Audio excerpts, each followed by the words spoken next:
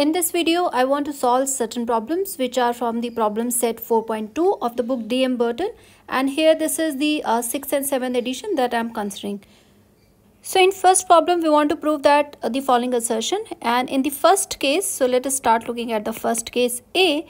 If A is congruent to B modulo n and M divides n. So these two are the given condition, then I want to prove that A is congruent to B modulo M. So for this, let's look at from the given condition. Given is A is congruent to B modulo n, and so we also know that M divides n. These two conditions are given and I'm solving the first part. So from we can say that as M divide n, and this congruence is same as n divides A minus B. So since M divides n and n divide this quantity, so this means M divides A minus B, and as M divides A minus B, A is congruent to B modulo M. So this is what we require. A is congruent to B modulo n. So that proves our first assertion. In B part, we want to prove that if A is congruent to B modulo n and C is some positive constant, then CA is congruent to CB modulo Cn. Again, this is simple since what is given to us that n divides A minus B, because we have been given that A is congruent to B modulo n. So I can write A minus B is some n times k, where k is any integer. This belongs to integer. Or I can say that A multiplied by C minus B times C is equal to NCK. So just multiply C on all sides. So we got AC is congruent to BC modulo NC. So we follow up this congruence that we desire to prove. In third assertion, we want to say that if A is congruent to B modulo n and the integers A, B, D, n are all divisible by D, then A by D is congruent to B by D modulo n by D. So as we said that D divides A, D divide B, and D divides n. So this means these are integers. So the output we can say these above are integers. Since it is dividing, so whatever be the remaining term, they are integral values. They are not fractional. And also given to us is A is congruent to B modulo n. So when A is congruent to B modulo n, I can write this quantity as, of course, n divides A minus B. Or we may write A minus B is some n times q, where q is integer. And so you can divide it by D throughoutly. It is A minus A by D minus B by D is equal to n by D times q. Now, since these are integer, as it is said that it is already dividing, so they are integer. And so we can write A by D is congruent to B by D, and then we can have modulo n by D. So this is the assertion we require to prove in the third part. In this second problem, I want to show that given an example to show that A square congruent to B modulo n need not to imply that A is congruent to B modulo n. So here we can consider various examples, and here you want to show that A square congruent to B square modulo n. This does not necessarily always imply that A is congruent to B modulo n. This is what we need to have. And for this, we just need to give some counter example. So let us consider A is equal to 4, and let's consider B is equal to 2 and n is equal to 12. In case we consider these values, so we can see that 4 square is congruent to 2 square modulo 12, which is true. As we can say that 16 is congruent to 4 modulo 12. This is absolutely true. But this does not imply that 4 is congruent to 2 modulo 12. This is not true, because 4 minus 2 is 2 and 12 does not divide 2. You can take another example. So here we can have one example and we can consider another example. Let us consider A is equal to 3, B is equal to 1, and we may take n is equal to 8.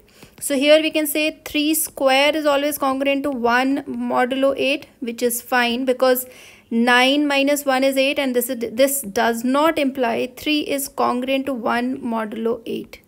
So we can construct a number of examples for this particular question, and you can always say that A square congruent to B modulo n does not imply always A is congruent to B modulo n. In third problem, I want to show that if A is congruent to B modulo n, then I need to show that the GCD of AN and BN both are same. So here let us consider first, let D, this is the GCD of A and N. So once I consider D as the GCD of A and N, so what I need to show is that D is also the GCD of B and N. So since D is the GCD of A and N, D divides A and D divides N. And also it is given to us as that A is congruent to B modulo N. This is given to us. Once A is congruent to B modulo N, we can have A minus B is some n times Q, where Q is an integer. And we can say that A minus n Q, this is equal to B. Now, from the previous state, we also know that d divides a and d divides n. So you can write that a is a multiple of d.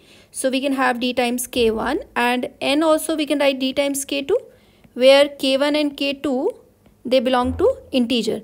So using these, let's call this as 1 and let me call this as 2. So using 1 in 2.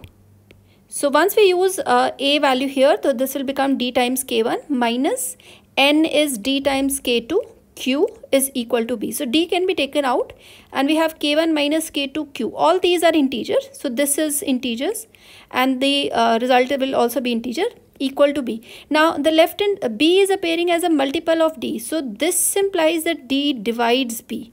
So we have got d divides b, and earlier we got that d divides a and d divides n. So now we can say that d divides b and d divides n. So because we want to reach to here, we want to prove that d is the GCD of b and n. So for this we have shown that d divides b and d divides n, and let's store this value as 3. And now to show that this is GCD, let us take any arbitrary divisor and show that the arbitrary divisor is always less than or equal to this d. So let C be any other arbitrary divisor. This is arbitrary divisor of b and n. So this means c divide b and c divide n. Since it divides these two, so it divides always their linear combination. And for the linear combination, I can simply say that b plus n times q. It divides this for any integer q belonging to z. So from here again, look at back here, we have been given a minus b is equal to nq. So from here we can say that c divide a, and so c is any arbitrary divisor. So we have shown that c divide a, and c is already dividing n because that's how we started considering that c divide n. So, and we also know that GCD of a and n, we have initially considered this as d.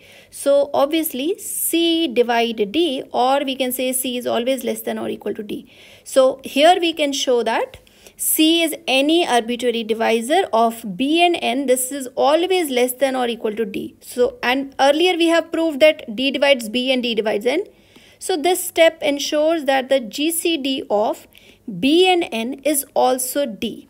Now once it is d, so this means it is equal to GCD of a and n, and this is what we desired to show, that they both have the same GCD. GCD of a and n and GCD of b and n both are same. So in fourth problem there are two parts, and in the first part we want to find the remainder when 2 to the power 50 and 41 to the power 65 are divisible by 7.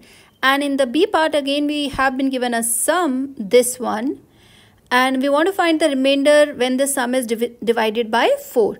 Now both of these questions I did in a separate video, so I have added the link in the description, and here only for the reference purpose I am showing the solution again but not explaining. So I would suggest you to please go through with the other video which is available in the link. So here is the solution for the a part, and we found the remainder for 2 to the power 50 is 4 and for 41 to the power 65 is 6. And for the b part we got this as a solution, and here we got that this remainder comes out to be 0. So as I've said, for the detailed explanation kindly visit the other video. Now let's move to the next question. In question number 5 we want to prove that integer 53 to the power 103 plus 103 to the power 53 is divisible by 39. And again this particular question I have proved in my earlier video, and in addition to the previous mentioned video, and the link is added in the description, you can see that. So now I will prove the second part, that we want to show 111 raised to power 333 plus 333 raised to power 111 is divisible by 7. And for this, so let me to write this question. Again we want to prove 7 divide 111 to the power this plus 333 to the power 111. So we note that 111 is always congruent to minus 1 modulo 7. And how do I came to know this? Because if I multiply 16 by 7, so let's try 1 into 7 and 7 into 7, we know this is 49, this is 7. So just multiply some of the term here, and we know as we progress you see that 16 into 7, this is 112. So which is very near to this integer, and if you attach a minus 1, this minus 1 moving on this side will give this quantity as 112, so which is divisible by 7. Now it is very easy to raise any power. So we can use this property that if a is congruent to b modulo n, then we can have a to the power k is congruent to b to the power k modulo n for any k positive integer. So this becomes minus 1 to the power 333, and since 333 is an odd, so this is minus 1 modulo 7. So that's my first congruence that I've solved, value for this one. Now let's reduce for the next case. So for the next case also, what we do is we just consider this as star, and let's multiply 3 to star. So multiply by 3 to star. So we can multiply by any constant. Say for example, we have A is congruent to B modulo n, then we can multiply by a constant on both sides. So this is also one of the property of the congruence. So we will have 333 is congruent to minus 3 modulo 7. This is true. And then minus 3 is congruent to 4 modulo 7. This is also true, because minus 3 is congruent to 4 modulo 7. This is valid. You can take 4 on this side or 3 on the other side. It will become plus 7 or minus 7. So 333 is congruent to 4. Now I want to reduce again this 4 in a way so that either in 1 or minus 1, so that I can raise the power. And let's keep on noticing the power of 1. 4 to the power 1 is 4. 4 square, this is 16. And 4 cube, this is 64. Now it is 64, and we know that 64 is congruent to 1 modulo 7. Because 64 minus 1 is 63, which is divisible by 7. 7 9s are 63. So what I will do is I will raise this power to 3, which is congruent to 4 to the power 3, which is congruent to 64, and this is congruent to 1 modulo 7. So here I am just rewriting this value, and then I am just replacing it with the remainder. Now we can have 333 to the power 3, and then raise the power 37. So we needed this power to be 111. So this is congruent to 1 modulo 7. So this becomes, now let's keep this as equation number 2, and this congruence as 1 and 2. So from 1 and 2 congruences, simply add. If you can see that the left hand side is this in both, and here you got minus 1 and here you got plus 1. So when you add 1 and 2, these two congruences, we will have 111 raised to power 333 plus 333 raised to power 111. This is going to be congruent to, one time we got minus 1, and then we have plus 1, which is congruent to 0 modulo 7. So we get that 7 divide 111 raised to power 333 plus 333 raised to power 111, and that proves that it is divisible by 7.